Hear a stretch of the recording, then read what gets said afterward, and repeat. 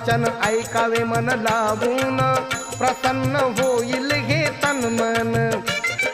धम्माला जागदा साधावी ही सफलता, साधावी ही सफलता. ऐका नंदिनीची मी सांगतो कथा. ऐका नंदिनीची मी सांगतो कथा. ऐका नंदिनीची मी सांगतो कथा. बघून सुकेशिनीचे मुंडण, तिला विचारी भंते कारण. सुकेशिनीने जे कथन केले, ऐकून भंतेजी चकित झाले.